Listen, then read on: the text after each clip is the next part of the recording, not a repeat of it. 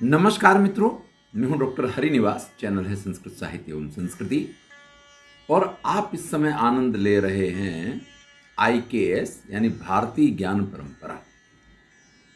इसमें हमने 110 तक प्रश्नों के जवाब देख लिए हैं। 111वें प्रश्न पे आए हैं।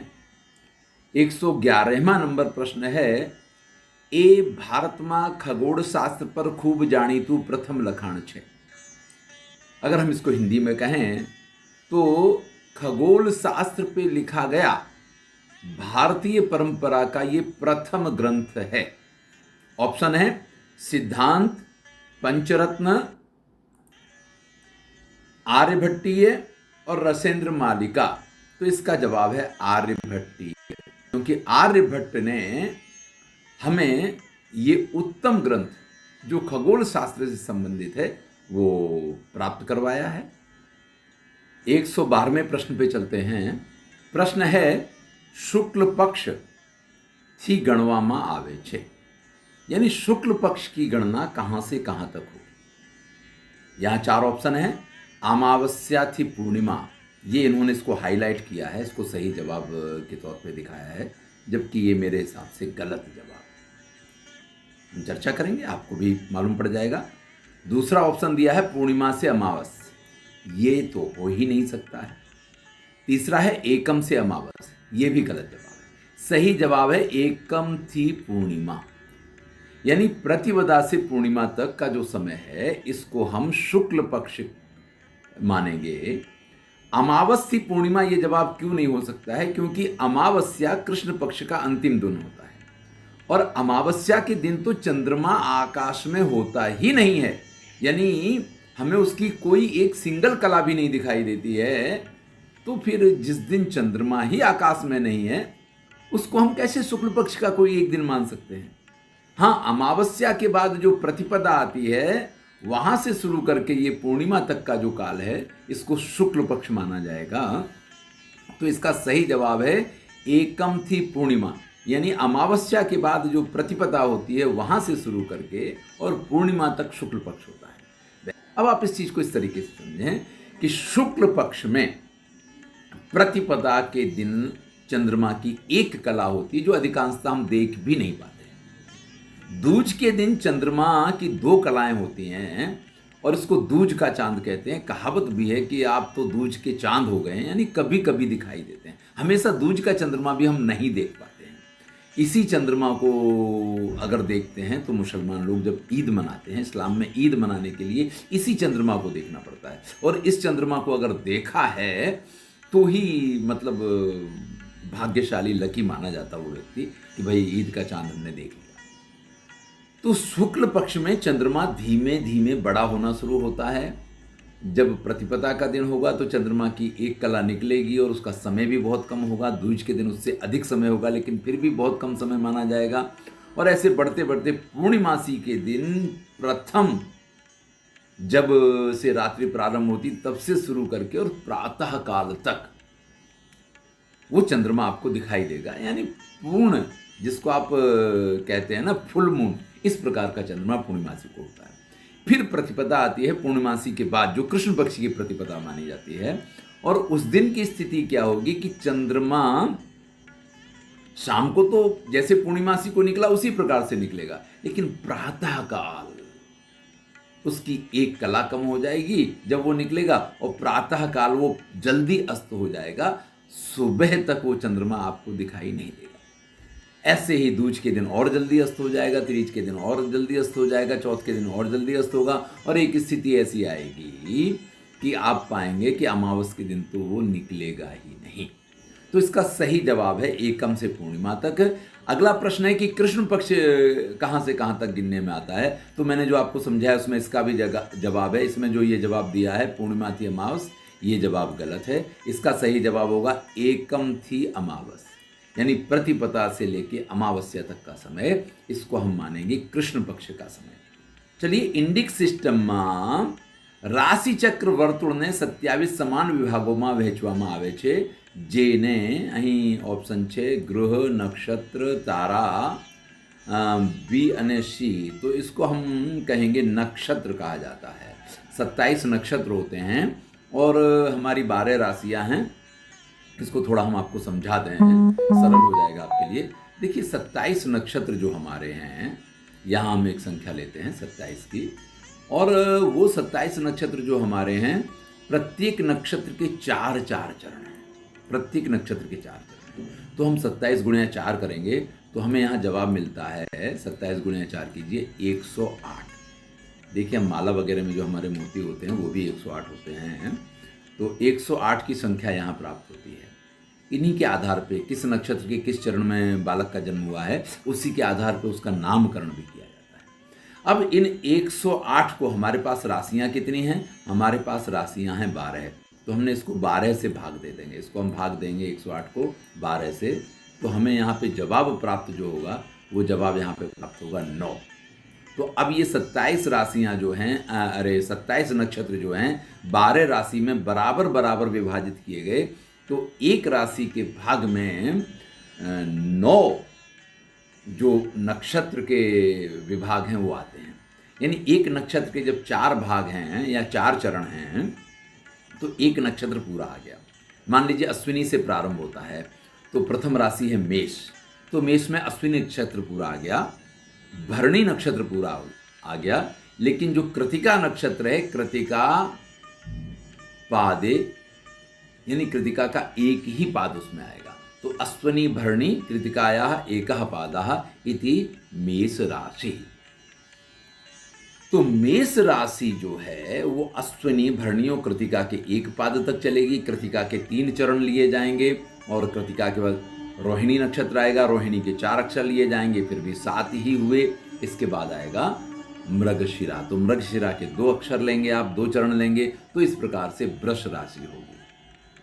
तो ये राशि, चलिए यहाँ मैं आपको एक राशि चक्र प्रस्तुत करता हूँ, और आप उस राशि चक्र में थोड़ा इस चीज़ को समझ पाएंगे, सरलता रहेगी आपके लिए। आप इसको डाउनलोड भी कर सकते हैं, आप इसको कॉपी पेस्ट भी कर सकते हैं, और ध्यान से इसको देख सकते हैं।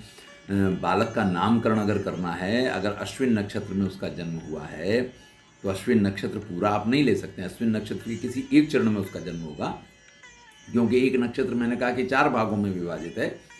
तो आप अगर पहले चरण में है तो चू, चे, चोला, अश्विनी प्रोक्ता, लीलू, लेलो, भरण्यथा, आई, उवे, कृतिका, वेवो, काकी, तु, रोहिणी।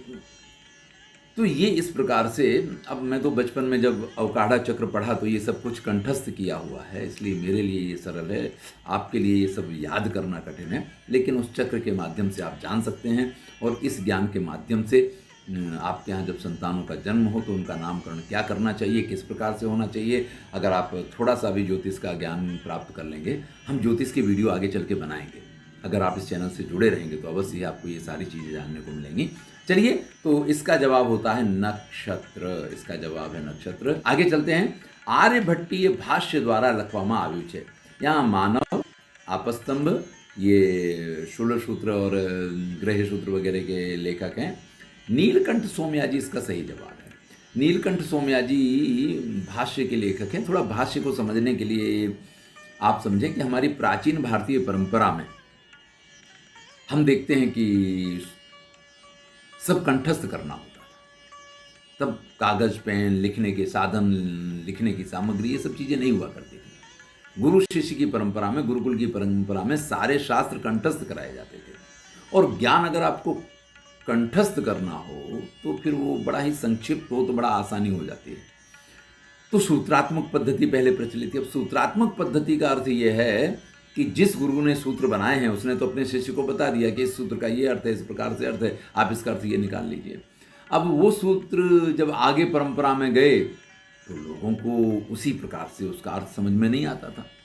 लोगों ने जब कुछ विचार किया होगा तो श्लोक की पद्धति आ गई कि सूत्र की जगह कारिका लिखी जाने लगी। जैसे नाट्यशास्त्र कारिकाबद्ध है, श्लोकों में उस चीज़ का विवेचन होने लग गया।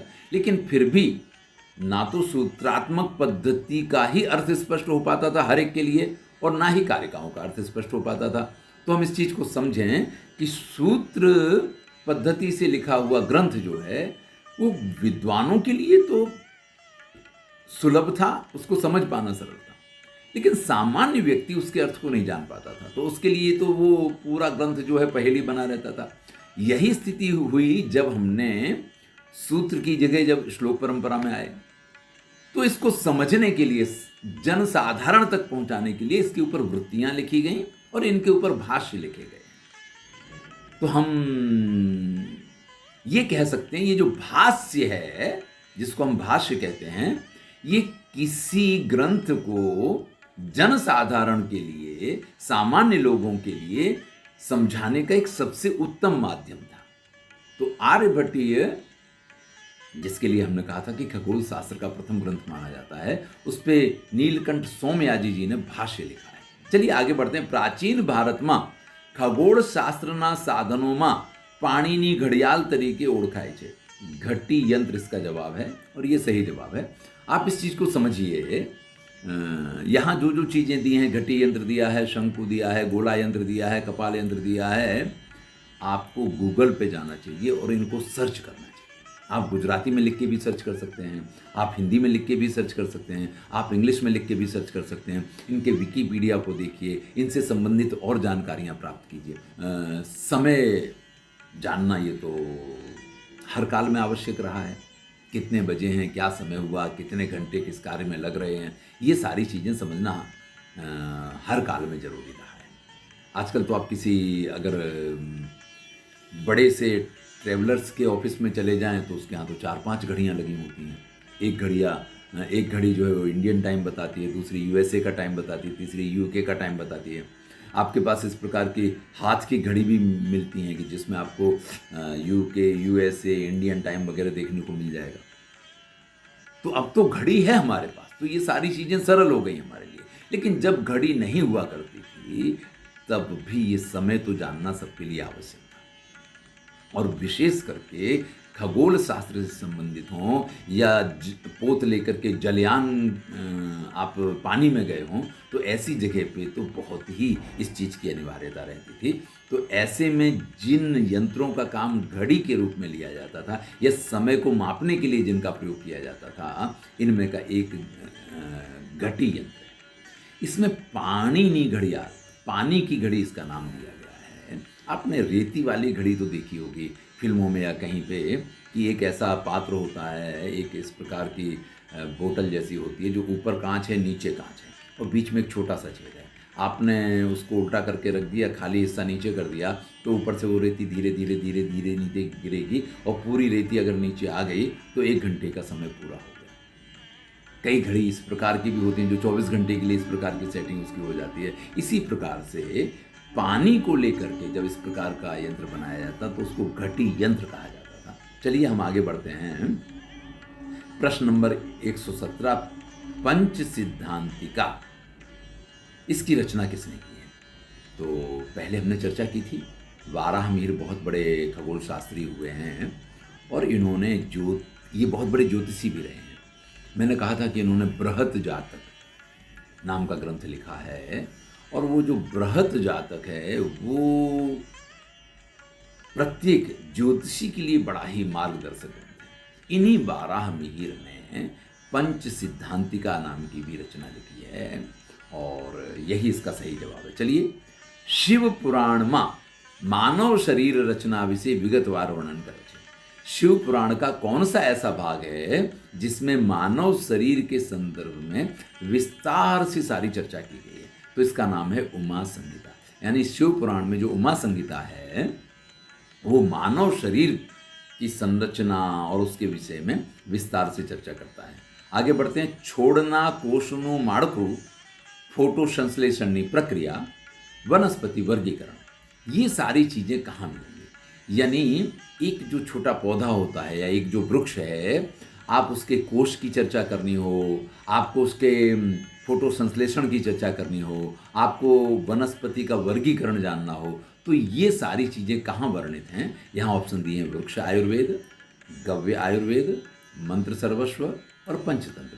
तो इसका जवाब है वृक्ष आयुर्वेद, क्योंकि आप समझ सकते हैं वृक्षों से संबंधित चर्चा है, तो वृक्ष आयुर्वेद इसका सही जवाब है। थोड़ा समझें इस चीज़ को। देखिए, चाणक्य नीति पे मैंने जब वीडियो बनाई तो एक सुंदर श्लोक आया था और उस श्लोक में ये कहा गया कि कोई ऐसा वृक्ष नहीं है जो कि औषधीय तत्वों से युक्त ना हो। चाहे उसकी जड़ में औषधीय तत्व होंगे, उसकी छाल में औषधीय तत्व होंगे, उसकी लकड़ी में औषधीय तत्व होंगे, उसके पत्तों में औषधीय तत्व होंगे, उसकी कोपलों में औषधीय तत्व होंगे, कहीं ना कहीं किसी ना किसी भाग में औषधीय तत्व अवश्य विद्यमान होगा।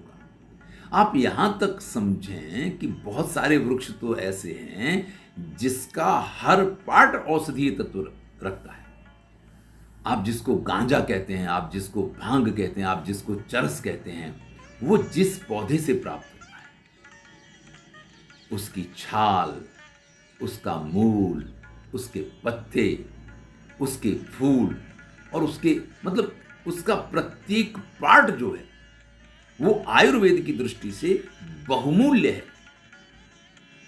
और ये हमारी प्रकृति की विशेषता है कि जिस चीज की आवश्यकता समाज में अधिक है वो बड़ी सरलता से उपलब्ध हो जाता है। तात्पर्य यह है कि प्रत्येक वृक्ष जो है वो एक औषधि है, और अगर आपको उसके गुणों को जानना है, आपको उसकी उत्पत्ति कैसे संभव है, उसमें किन किन चीज़ों का आपको ख्याल रखना है और फिर उसका किस प्रकार से उपयोग करना है, ये सारी चीज़ें अगर आपको जाननी हैं तो इसके लिए एकमात्र ग्रंथ है वृक्ष आयुर्वेद। यानी इसके अंदर आप ये सारी चीज़ों को जान सकते हैं। चलिए हम इस वीडियो के अंतिम प्रश्न पे आ गए हैं। हमारे नियम के अनुसार कि एक वीडियो में हम 10 प्रश्नों को देखेंगे।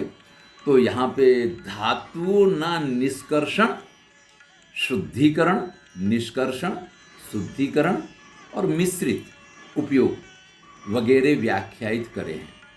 मतलब प्रश्न इस प्रकार से है कि कौन सा ऐसा ग्रंथ है जिसमें धातु को कैसे जमीन से निकाला जाएगा, कैसे उसका शुद्धिकरण होगा और कैसे उसका मिश्रण होगा, इन सारी बातों का वर्णन है। तो इसका जवाब है धातु शास्त्र।